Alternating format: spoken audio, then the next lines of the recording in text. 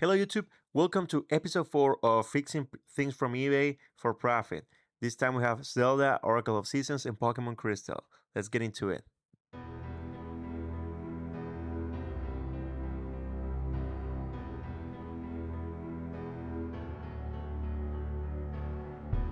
So let's start with this beautiful copy of The Legend of Zelda, Oracle of Seasons. Let's test it out. I purchased this for parts listed as non-working, and as you can see, we can get through that Nintendo logo screen. Let's try again.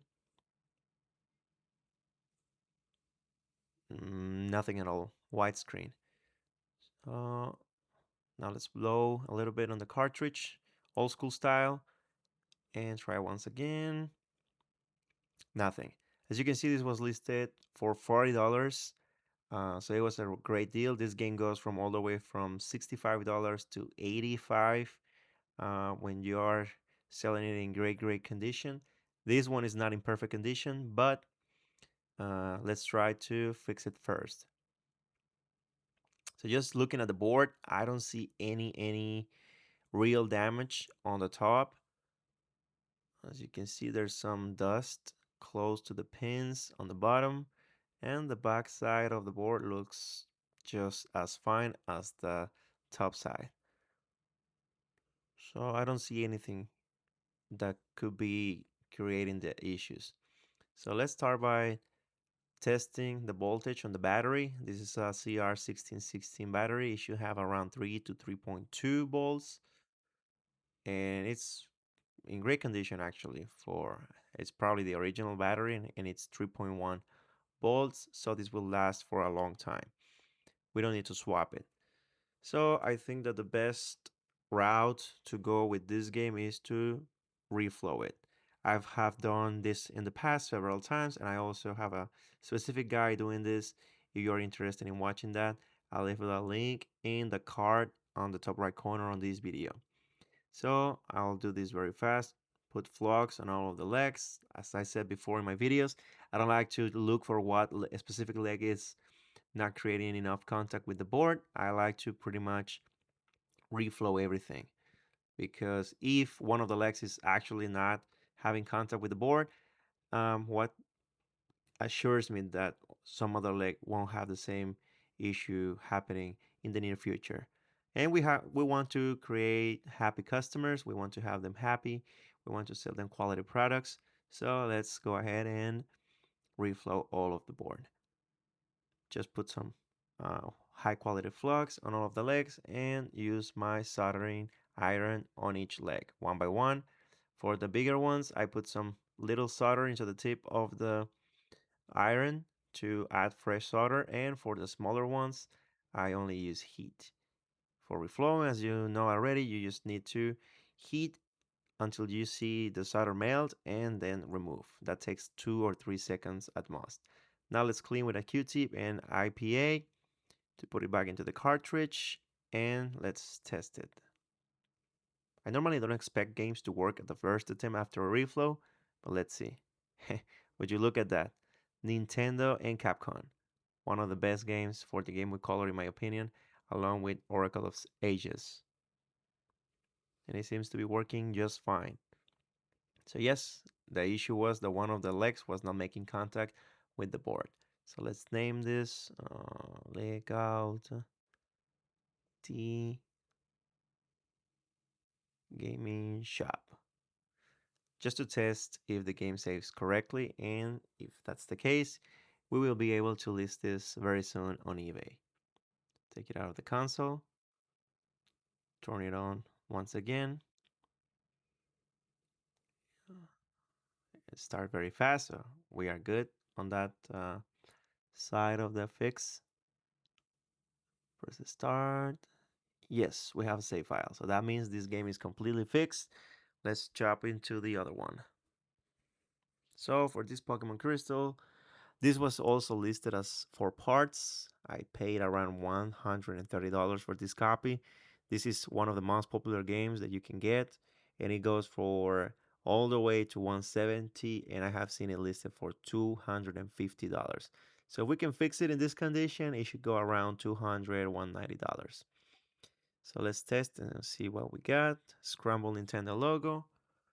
If you also looked at the back of the cartridge, it's a little bit broken. So that tells me that maybe somebody dropped it or somebody tried working on it.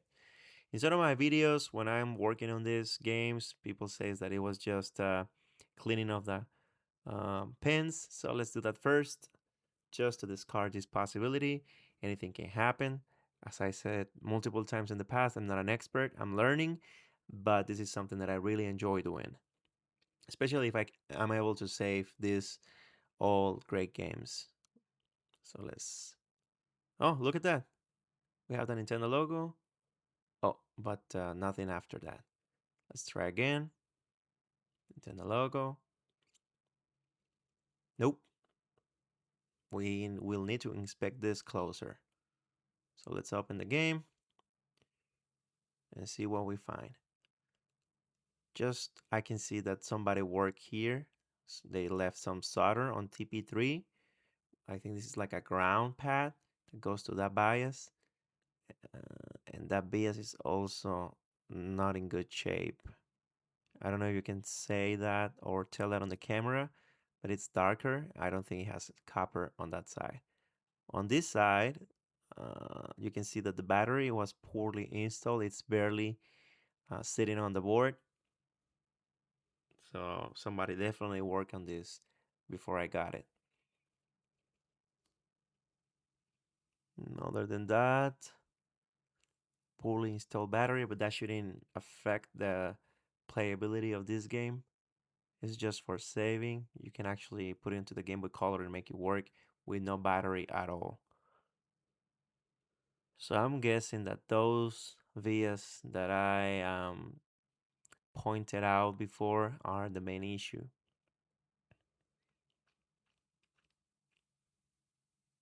Mm, I think that was dog hair or something. So yeah, on this side it looks very good. The board looks good, so I think that the issues are mainly on the back side. So in order for me to test all of this, let's bring the multimeter. First, let's inspect the battery in voltage mode. And it's not brand new, but it has been not used that much. I'll have to swap it just because I like that the customer that gets this um, has a long lasting battery. So I'm a little bit concerned. That blob of solder on TP3 bothers me a lot. So let's get rid of that. Put some high quality flux. Bring the almighty desoldering wick and apply heat to it. All of this you can watch on the um, description of the video to see all the supplies that I use and all my tools if you are interested in trying this yourself. So after that, let's just clean this IPA and a Q-tip. As usual, of course, this is not gonna fix anything. It's just for the sake of not bothering me at all.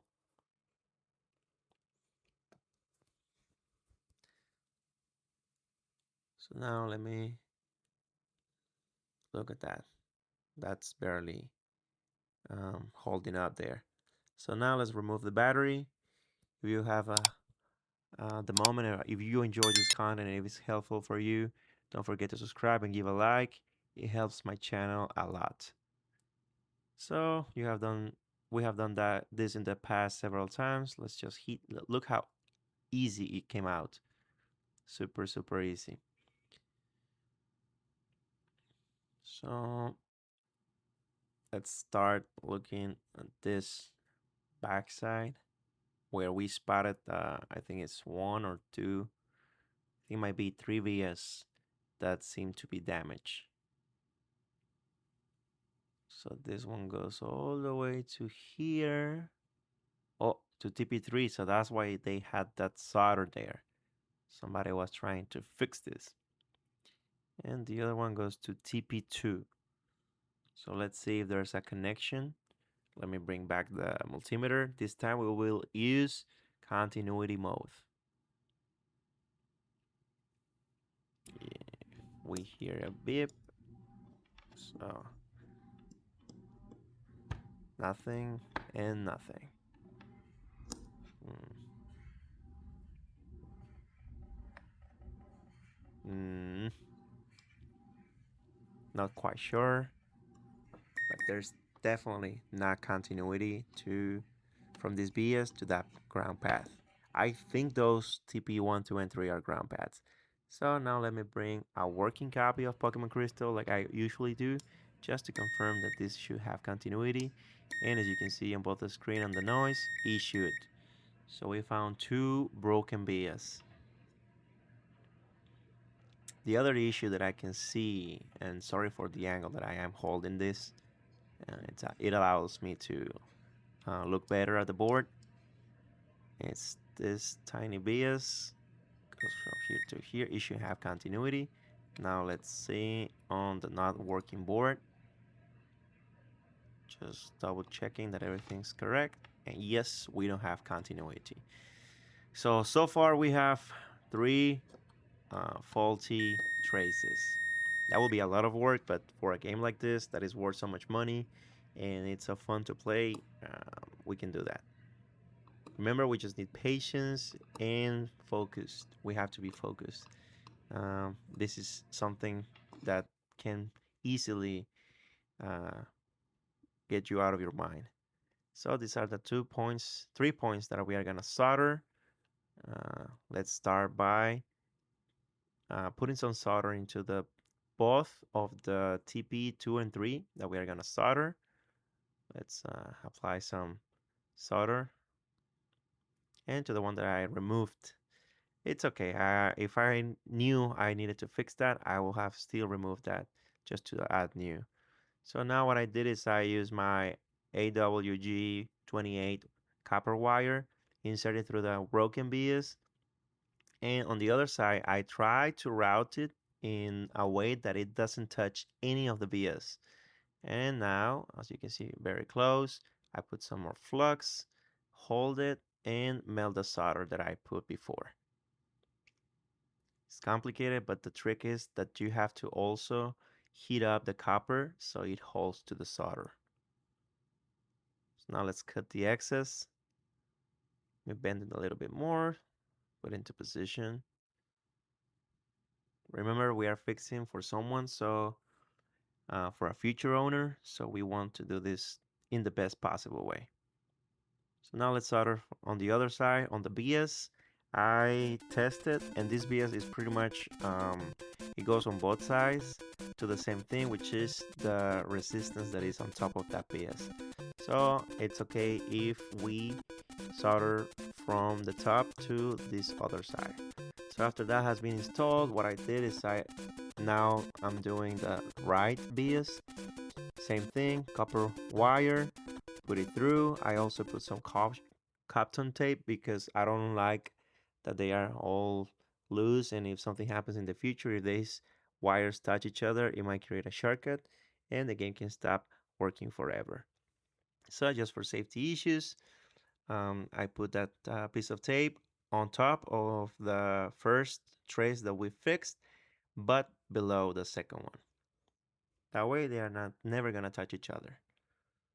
Now let's cut, and so you can see very close. Let me zoom in, and on you might not see it, but the tip of the copper wire is on this side. So now let's solder it. Fill the small vase with solder. Now let me add some more to the previous one, just because I think it had little. That looks great. Let's clean all of that. IPA, paper towel, and a Q-tip. Now let me cut this excess of tape. For the top side, I made some tests, and as you already see me, you already saw me doing several trays, checking with the multimeter. So I found out that that trace that was broken on the backside, the third one, is one trace that connects the leg on the RAM chip. It's the ninth right leg to the MCV chip, fourth leg on the left. So I use one of my blue wires to connect both, that would pretty much uh, fix the trace. Like I said before, that bias on the back is just a connection between those two legs, and it looks like this after all of that work.